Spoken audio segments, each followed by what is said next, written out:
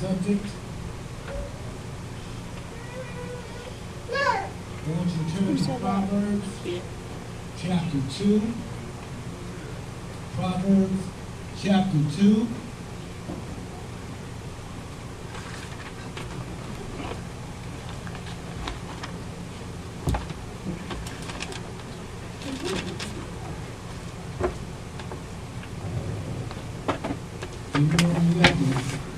There. Proverbs chapter 2. That's the title. Verse 1. You ready? Ready. My son, if thou receive my word, and hide my commandments with thee, so that thou shalt incline thy ear unto wisdom, and apply thine heart to understanding. Yea, if thou criest after knowledge, and liftest up the voice of understanding, if thou seekest her as silver, and searchest for her as the hidden treasure, then shalt thou understand the fear of the Lord, and find the knowledge of God.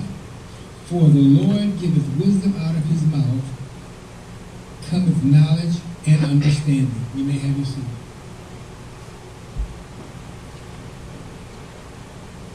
This morning, as I was going over this message, I still hadn't had a title for it. I couldn't figure out how I wanted to present it, and it kind of got to me where, I just had a thought that came to me. So I named this The Problem with Ignorance. Oh. The Problem with Ignorance. Now, I'm not talking about the new version of ignorance that people come up with when they think you're being stupid and dumb and all the rest of that. Ignorance means devoid of knowledge, devoid of light, devoid of understanding. And see, most of us are ignorant in our own ways. We just don't realize it. We've allowed everybody else to explain to us different things that we were trying to learn. We didn't go and search it out for ourselves. So everybody's got their own understanding of everything that goes on. But it doesn't mean that you're right. Here it says that we should search for knowledge. It says that all knowledge comes from God. What is knowledge? The state or fact of knowing. The state or fact of knowing. Of knowing something. Really understand, knowing that you just heard a fact. Something is not going to change the truth. Sometimes it's difficult for us to really understand that somebody is telling us the truth because we hear so much stuff. It's amazing how you can hear 5 people explain one thing 5 different ways. And by the time you end up trying to understand what they're saying, it makes no sense.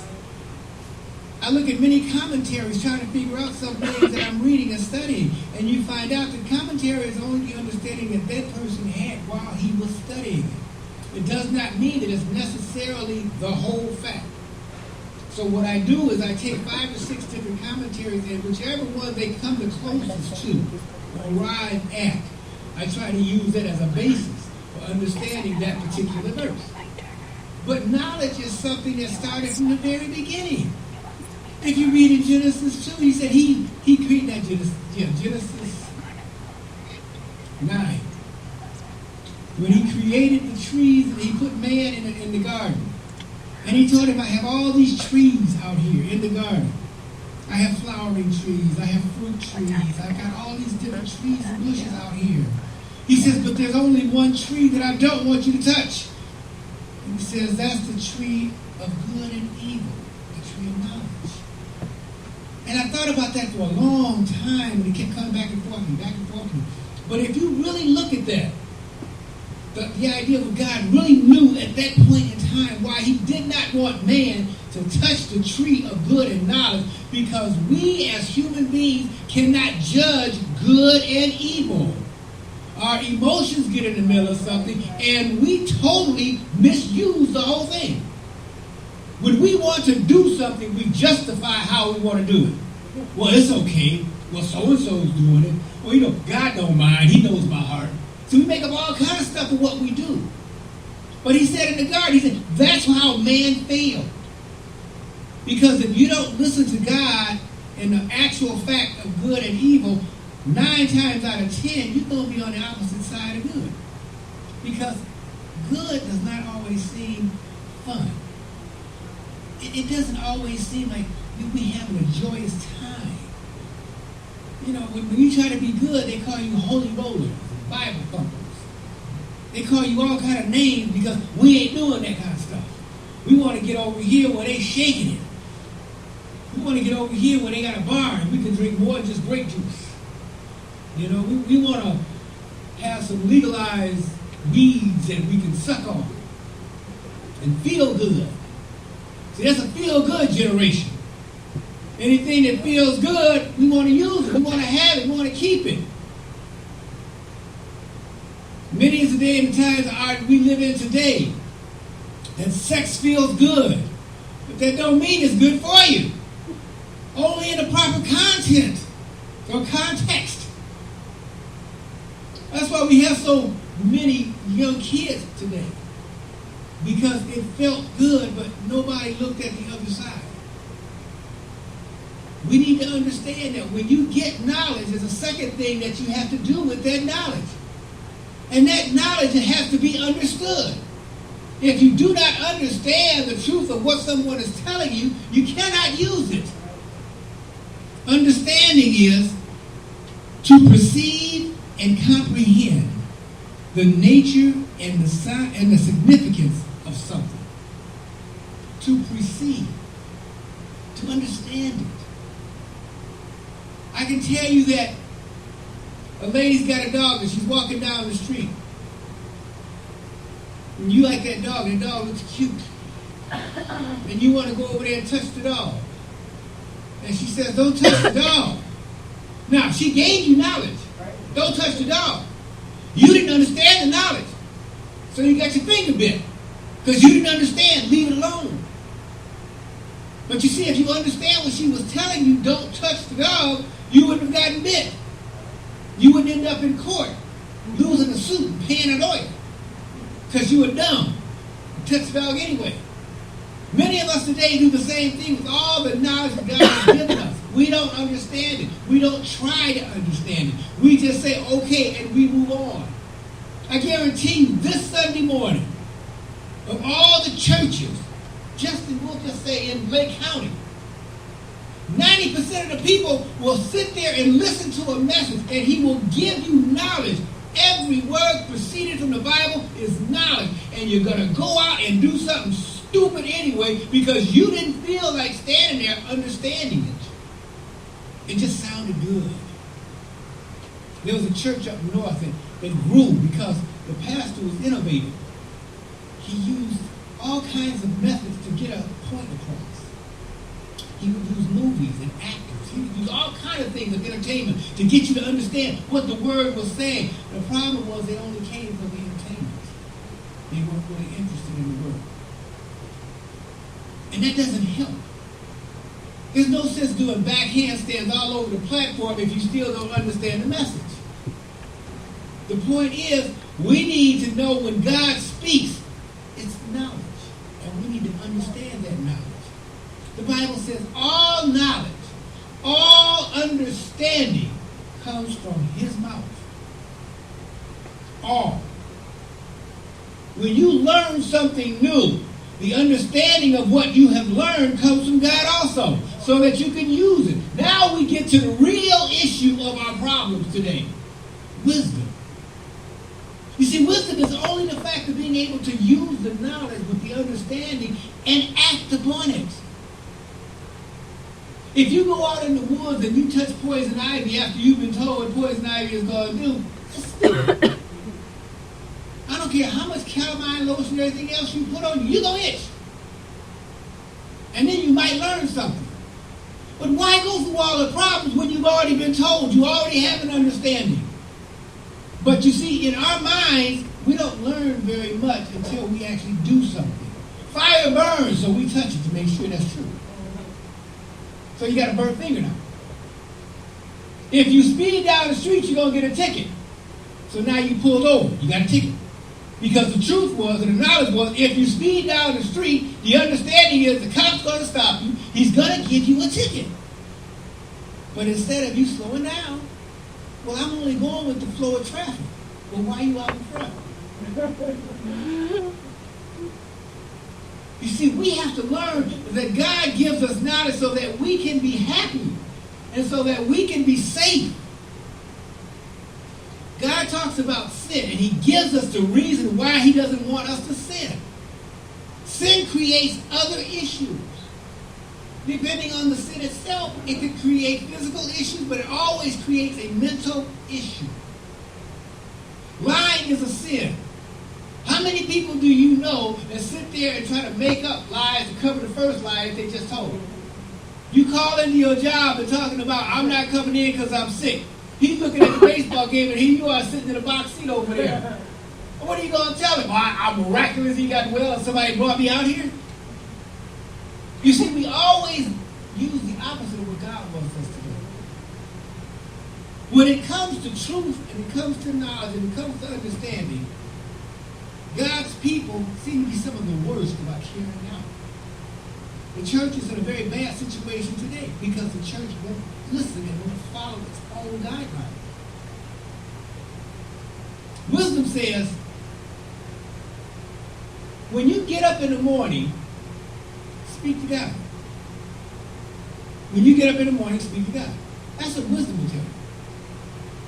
But you see, your feelings tell me, I'm going to give me 15 more minutes. And then by the end of that 15 more minutes, now all of a sudden you're rushing. Well, I got time to pray now. I got to hurry to work. I got to get dressed. I got to do this. I got to do that. Now, you just started your day off without speaking to God. You don't know what God had planned for you today. But you didn't take the time to acknowledge him. There was something on TV yesterday that kind of fit in with this. And it was talking about a church back in the 50s that blew up. And the miraculous thing about it was that it was on a Thursday when the choir was supposed to practice. And it just so happened that 15 members, which is a whole choir, made up an excuse not to go to rehearsal. They just came to him. Well, I'm not going because of this. I'm not going. Every one of them. But the church blew up and nobody got hurt. You see, just following that little instinct that was inside of them kept them alive. It's the power of God giving you insight to some things. Sometimes I equate driving because I do a lot of it. You know, you driving down the street and instead of going left, you want to go right. And something tells you don't go right, go left. Well, you go right anyway. What are you, right into an accident? Now you're in the middle of all this mess and can't get out of it. If you had to go left, you've been right on your way to where you had to be. You see, our intuition is the spirit inside sometimes telling us something, trying to give us a way of understanding that there's things in the spiritual realm we don't see, but affect us. And if you understand that those things in the spiritual realm which is telling you stop, don't do that, do this, that it would make your life a lot easier. We don't always have an answer for why we do things. But I guarantee you, God knows. There are times in our life where we allow our feelings to take advantage of us. The saying is the heart wants what the heart wants. And you think about that as I'm saying it, the heart wants what the heart wants. What is the heart? It's emotion. A person with diabetes, you ain't supposed to eat a whole cake. But the heart wants what the heart wants. So I'm going to eat the whole cake. And then you're going to suffer for it. For days you're going to suffer for it. But the heart wants what the heart wants. It's the same thing with relationships. That guy over there is no good for you. I've seen all the stuff out of you give him this whole list of stuff. Why that guy is not good. But the heart wants what the heart wants. And now you stuck with what the heart wanted in misery. Because you should have listened to all the things that people was telling you. Don't get involved with that. Addicts, the same thing. Something draws them to the thing they should be least involved with. Because it's too easy for them to stay hooked on things like that. I've known people that smoke one weed, one joint, messed up the rest of their life. Couldn't leave it alone. I know me. One shot. That's it. I'm done. Can't put it down. Don't do it no more. Don't touch it. Keep away. Big poison sign on it. But you see, the whole time before I was even doing it, something was telling me, leave that stuff alone. There's no reason in the world everybody should be getting up sick every morning. Hungover. Looking at the water in the toilet. But you do it because the heart wants what the heart wants now. Cigarettes. Tell you all about them. When they started at 50 cents a pack, I quit. Too expensive. Good Lord. I'm taking all my money. That's $1.50 a day. I'm smoking 3 packs a day. Y'all crazy? I ain't making that kind of money.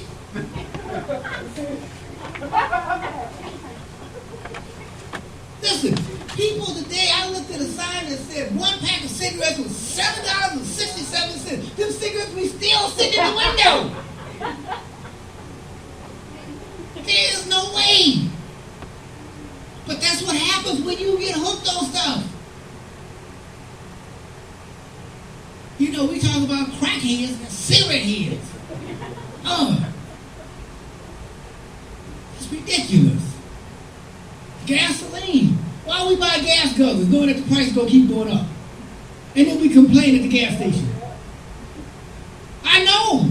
I stopped. $60. I ain't going no higher. I don't care what your price is. That's it. That's why I'm going. See, but when I bought the car, the prices were down. You know, they sucked me in like everybody else. I liked it. The heart wants what the heart wants. Let's get it. Okay? I like them big SUVs. I feel comfortable in that thing. But I feel hurt every time I stop to fill it up. Hurts my feelings. Kills my wallet. And I got 2 of them. I tell you. But I'm learning. Never fall in love with stuff like that. It hurts you. In the fact of using wisdom, when you understand something, what makes it so difficult for us to go out and use that knowledge to help ourselves? If you know that you need a job, why would you get up at 1 o'clock in the morning and say, I'm going to go look for a job? You know already, people, the early birds getting the worms, it's getting the jobs, it's getting the application. I walked in the store and I was listening to a person behind the counter. She was laughing at the girl because she was walking out the door. And I'm listening to her talk to the other salesman. And she was saying, look at this. She don't come in here at 1 o'clock in the afternoon and ask me for an application. Do you really think I want to hire her? Now, this is them talking about the people that's coming that late. We need to use wisdom. See, children of God need to be smarter than the people out there in the street. Sometimes the people out there in the street are smarter than us. Why would you go jogging in the park at night knowing there had muggers out there already? Oh, God is protecting me as you get up off the ground. See, people get smarter than us. They use wisdom. They understand. There's some things you don't do. Why attempt it? We have to use knowledge and understanding to a point to where we are on top and not on the bottom. God's people should be the smartest people out here. Because he's telling us all the time what we need to do. He is our protector. He is our shield. He has an angel around us all the time to help to protect us. But we have not yet learned the secret of having heaven down here on earth around us every day. You see, just like in this morning when they were reading about Psalms 51. Instill in me a clean heart. That's the beginning. A clean heart. That's something God can work with. renew in me a right spirit. That's something God can work with. See, we want to have the things of God and the benefit of God. Our problem is we don't really want God. See, we want his things. We want to go after his hand. We don't want to seek his face. Once we begin to understand, if we understand why God does things, you ain't got to worry about trying to find his hand. Because now we understand God.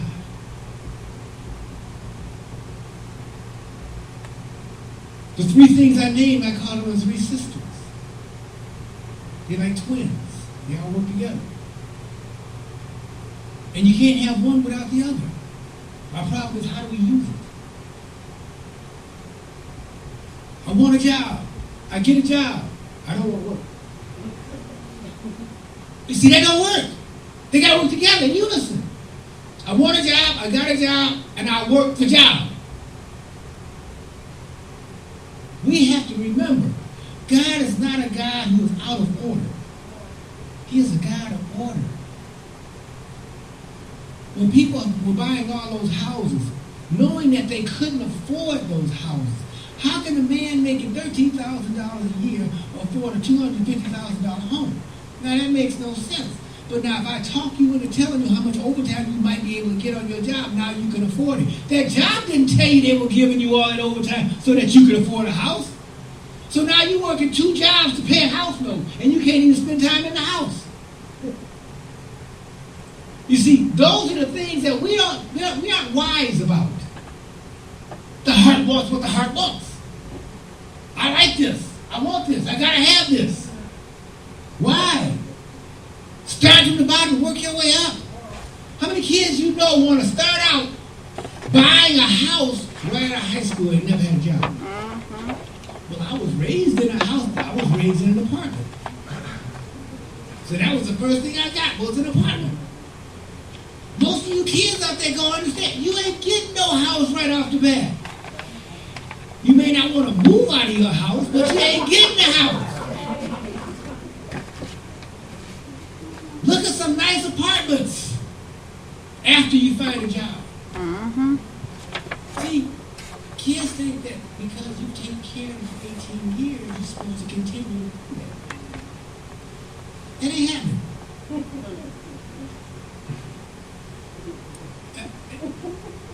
It's one of them things, it's the price of nature. You know how birds push the ones out of the nest, tell them to go fly? And when they hit that air, before that butt hits the ground, they gonna flap them wings. And I guarantee you this, they ain't getting back in the nest. Because see, mama ain't coming to feed them no more. Feed yourself. That's why parents spend all that time pouring knowledge into you so that you may understand how to take care of yourself. See, the problem today is that, especially men, listen, there ain't no way in the devil I was going to live in my mama's house until I'm 45 years old. No way. She'd have put me out at 14 if she could. But the thing is, when you get comfortable doing nothing, that's exactly what you're going to do. You're going to continue to do nothing. Because my oldest son told me this, you ain't hungry. See? If you go out there on the street, you ain't got nothing, all of a sudden you're hungry. Now you're going to get something. I don't want to work there. That's beneath me. You ain't got a job. How's it going to be beneath you? Any job is a step up. We got all kind of crazy stuff that we hear that doesn't make any sense to me. See, I call that ignorance. You ain't got a job wearing $250 tennis shoes. You don't have a job. Who bought them shoes? They can't figure out that I can spend that money on some food in the house. Every time I see in the high school, everybody got their little cell phones out. Oh man, they all over this chicken attacking. Their cell phones ain't cheap and the service ain't cheap. But now they have a giveaway on book bag because they can't afford a book bag. I can afford a $300 phone, but I can't afford a $2 book bag. How does that sound? See, education is not priority if the book bag don't come first.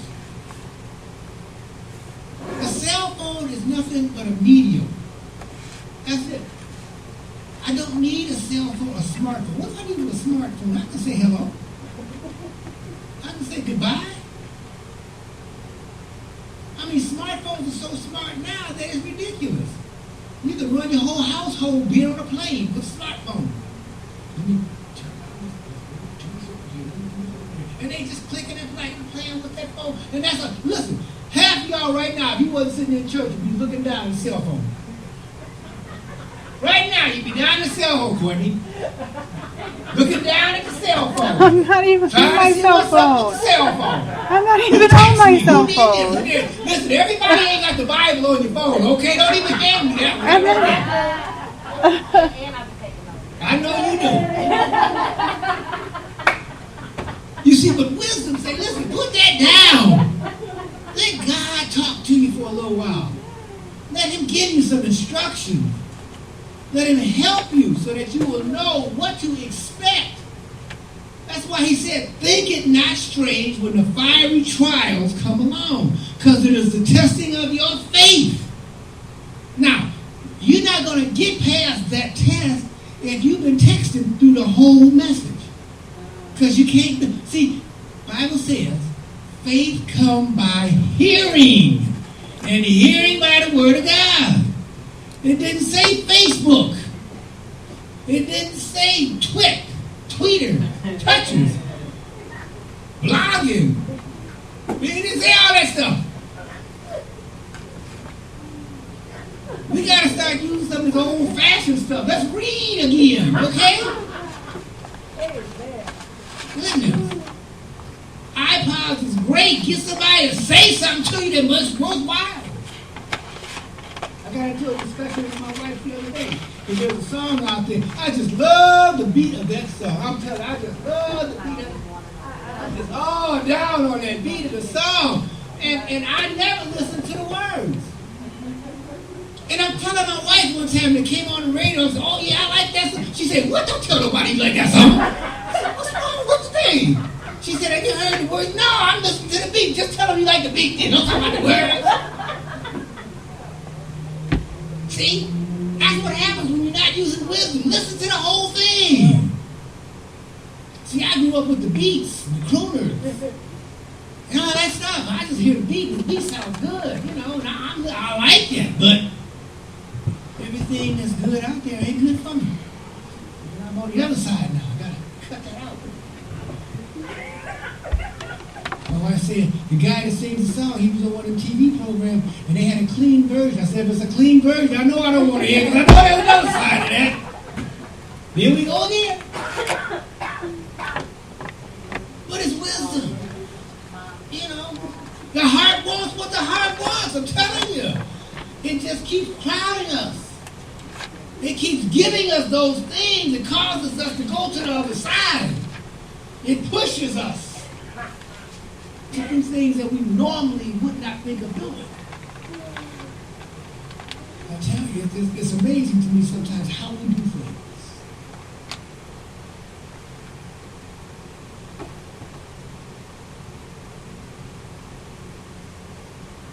The Bible says that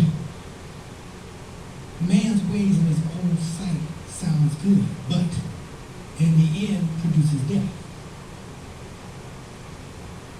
Anybody here had that problem? You thought you were doing the right thing, and come to find out it was that opposite of what you should have done? You see, if you stop and let your conscience be your guide, you probably not do those things. But we override our conscience when things look good. You know, I remember when I was a child and my dad worked construction. And he was talking to my mother one time, talking about he was getting ready to give a raise, and he was going to give him, I think, $11 an hour. Man, I'm thinking, I ain't living 50 cents a week. I ain't having grass and stuff. $11 an hour, boy, I'll be rich. I'm thinking about that now, $11 an hour, that ain't even the poverty line no more. We got people with jobs, actual regular jobs, 8 hours a day, 5, 6 days a week, still on the poverty line. Because they can't make enough money. And they tell me education is not important. It might not be, but they can't take it away when you have it. The thing with education is that when the proper time comes up and the jobs are available, you can get it. You don't get a job talking about, well, as soon as I get a job, I'll go to college. It don't work that way. They want you to have stuff for them now. See, that's common sense. When I talk to kids today, the first thing I ask them is, when you graduate, what are you going to do? And don't tell me I don't know. You know something. You cannot stay at home the rest of your life. I tell them, go to college, take one course. Get started, do something. Get yourself together. You got to look out for yourself. Because somebody else is not always going to look out for you. We got young men today, which is not even a man, but a boy, who's looking for a girlfriend that's got a job so he can sit at home. Now see, that to me is wrong. To them makes perfect sense. And we have girls that go along with that, just so they wouldn't have to be alone. See, if we have knowledge and understanding, that type of stuff wouldn't happen. Our boys today need to grow up. That takes time.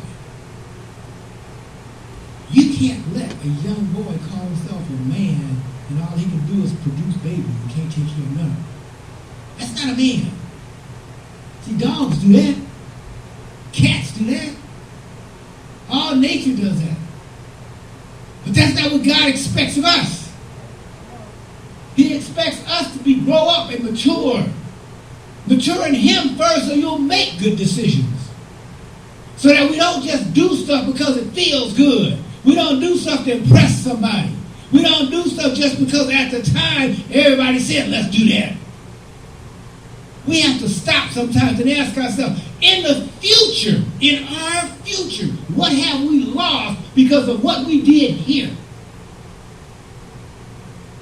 There's many people today could look back at their past and say they know why they're in the situation that they're in today. If you didn't do anything yesterday, the likelihood of you doing anything today is slim. You got no motivation. If people do not pray today, I guarantee you, you won't pray tomorrow until something happens that causes you to pray.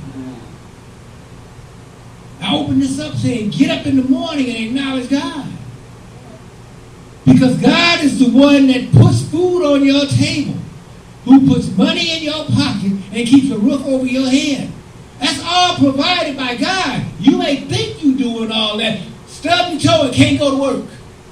And they don't pay you. How long you going to keep all that stuff? You see, God, I say, is your shield. He is your wall. He is your protector. Acknowledge Him for who He is, not for what you think you're going to get. Understand knowledge. Understand that knowledge, that truth. Use it. Use wisdom. Begin to change your life today. Allow them three sisters to live in your spirit so that you know exactly what God has planned for you. You aren't going to get the big picture. So stop asking God why. Because you may not get an answer. But you can be obedient. Ignorance causes you loss. You lose every time you are ignorant or devoid of information that you won't use. There's people who are allergic to peanuts. That'd be dumb for them to get a peanut parfait with it. Because they ain't going to finish it. Some of us have that same mentality on things that we should stay away from. There's people in your lives you should stay away from. There's places in your lives you should stay away from. There's programs that you should stay away from. And I will say it again. The heart wants what the heart wants. But the knowledge of God can override it. When you understand He's the one that set it all up. Stand to your feet.